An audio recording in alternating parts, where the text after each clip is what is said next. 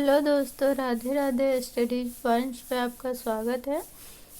तो पिछली वीडियो में हमने क्रिया कवर किया था। आज हम पढ़ेंगे वाच्य, जिसे वॉइस भी कहते हैं। तो चलिए शुरू करते हैं। सबसे पहले वाच्य की परिभाषा देखेंगे।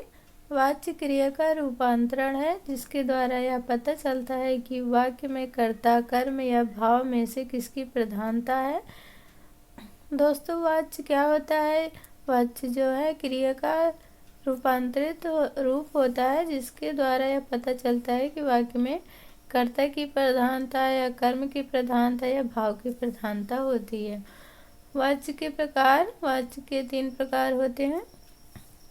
दूसरा पहला है कर्तृवाच्य, जिसे एक्टिव वॉइस भी कहते हैं। दूसरा है कर्मवाच्य, जिसे पैसिव वॉइस भी कहते हैं। भाववाच्य, इम्पर्सनल वॉइस भी कहते हैं। तो वाच्य जो है 3 प्रकार के होते हैं: कर्तृवाच्य, कर्मवाच्य, भाववाच्य।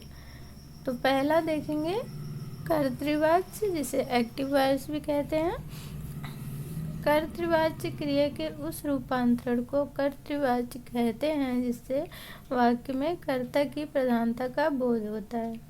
दोस्तों, इसके नाम से ही पता चल रहा है कर्तृवाच्य।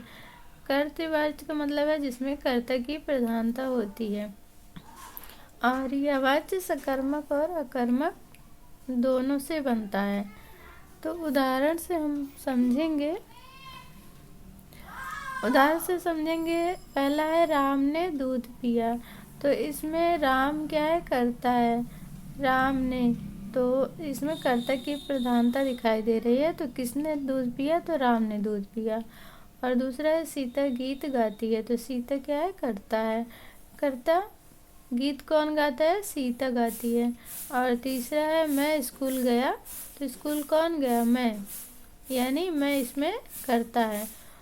तो दोस्तों, इससे पता चलता है कि किसी वाक्य में कर्ता की प्रधानता दिखाई दे तो उसे कर्तृवाच्य कहते हैं। दूसरा है कर्मवाच्य। कर्मवाच्य किसे कहते हैं? तो क्रिया के उस रूपांतरण को कर्मवाच्य कहते हैं जिससे वाक्य में कर्म की प्रधानता का बोध होता है।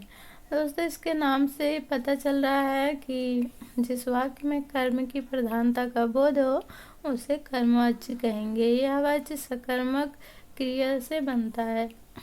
जैसे उदाहरण देखेंगे। जैसे लेख लिखा गया, गीत गाया गया, पुस्तक पढ़ी गई।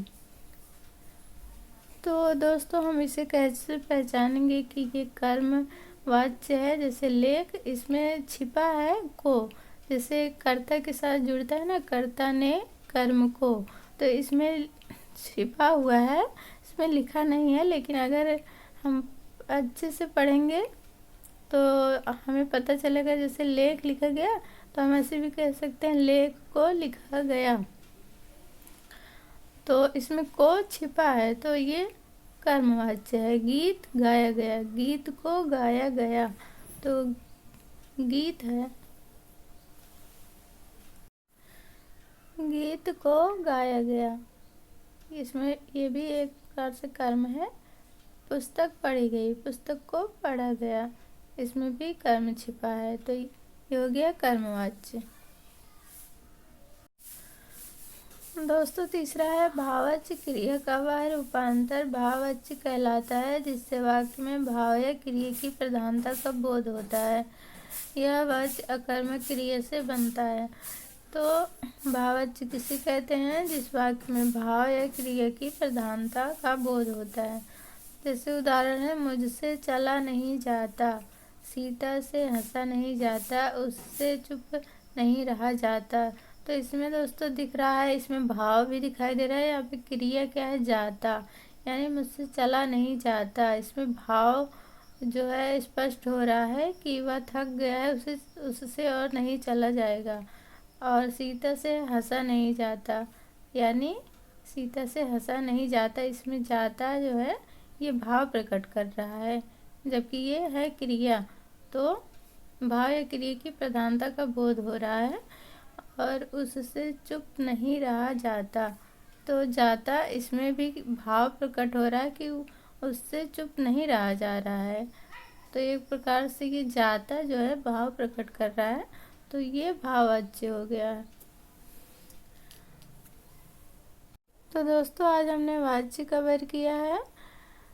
अगर वीडियो पसंद आए तो लाइक कीजिए, सब्सक्राइब कीजिए, कमेंट कीजिए। धन्यवाद।